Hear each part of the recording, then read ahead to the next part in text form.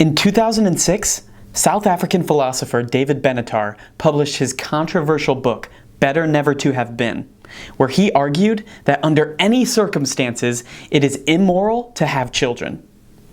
Let's take a look at this argument.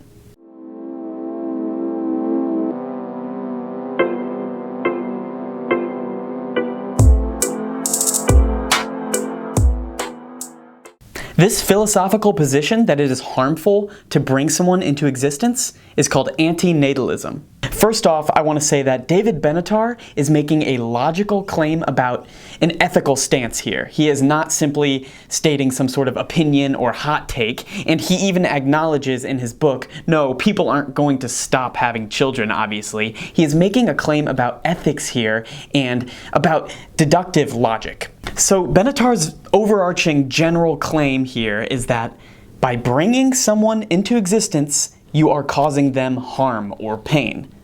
Therefore, it is unethical to bring someone into existence. He argues this deductive claim with two main arguments. The first argument is that Benatar thinks that humans have an unreliable assessment of life's quality. So here, Benatar is addressing what would probably be any of our first objections, which is, yeah, but what about all the great things that existence brings, like enjoying good food, friends, family, seeing mountains? His argument here is that, yeah, there are great things, but they're only great in comparison to what is mostly terrible about existence and about coming into this world without ever asking to. This is why he says our assessment of the quality of life is unreliable. Our assessment is completely subjective and relative to our own personal experiences, so how could we ever make the claim that, oh no, existence is bad without thinking above and beyond ourselves, which is what Benatar is trying to do here with this argument. So that first argument is a little more general, but his second one here is his main one and, I think, his best. Here he argues that there's an asymmetry between pleasure and pain in existence, of course. What Benatar means by this asymmetry is that pleasure and pain aren't equal. And his example is, the absence of pain is good. It's good, we all agree on that. But the absence of pleasure is only bad if you exist and aren't experiencing pleasure. But if you don't exist, you don't know that you're not experiencing pleasure. So pleasure and pain aren't equal because they aren't the same in both of those rights.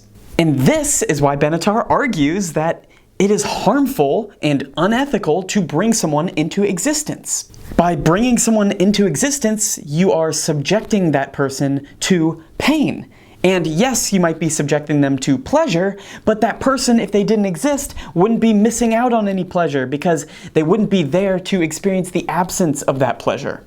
Benatar gives the great example in his book that having children or procreating is like playing Russian roulette with a loaded gun. When you procreate, you know that your child is going to experience pain. Just like playing Russian roulette with a loaded gun, you know that every chamber is full of a bullet, so when you spin it, you know the outcome already. He then says in his book that a good example that this asymmetry argument is true and that we all do believe in it, whether or not we verbally say that, is that when someone doesn't have a child, when there's a couple that doesn't have a child, or someone just hasn't had a kid yet, we don't view that as a bad thing. We just think, oh yeah, they're childless. We don't think, oh, it's a shame that that child hasn't been brought into existence yet.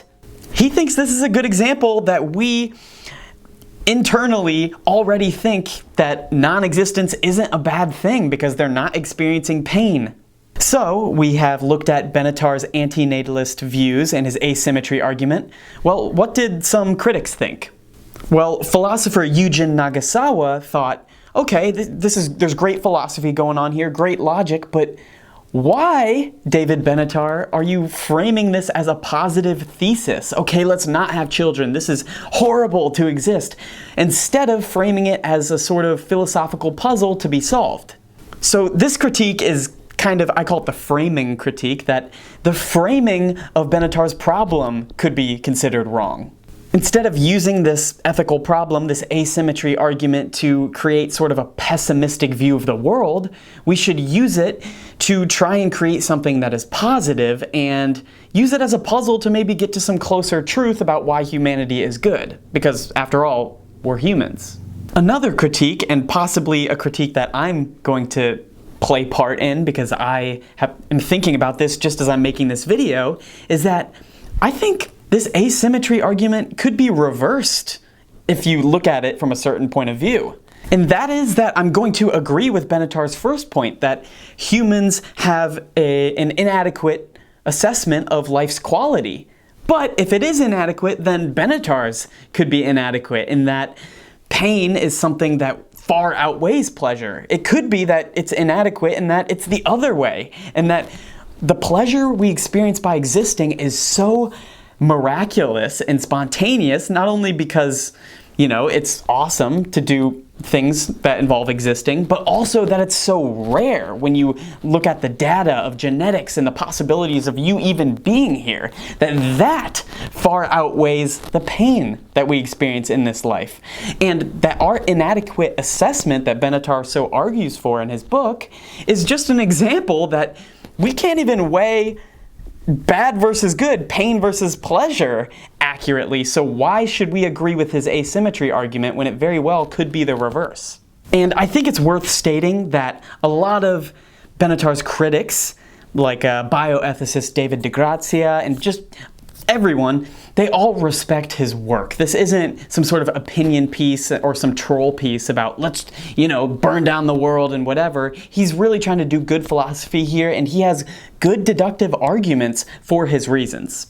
So what do you think? Do you think the position of anti-natalism is just some sort of philosophical puzzle that is interesting, but no one's ever going to take it seriously because we're humans and we are always going to procreate? Do you think that Benatar is right in that, yeah, ethically we shouldn't continue this? We are bad for the world, and bringing people in to experience this is creating pain, and that is like playing Russian roulette with a loaded gun? Or do you agree with the critics like Yujin Nagasawa or me, who is arguing, as I'm sure other people have that I just haven't read, that Benatar's first point, that humans have a bad assessment of life's quality, disproves his asymmetry argument and shows that since we can't really weigh the quality of life correctly because of our subjective experience and our flawed experience, how could we state that it is bad to bring someone into existence just as much as we could state the opposite?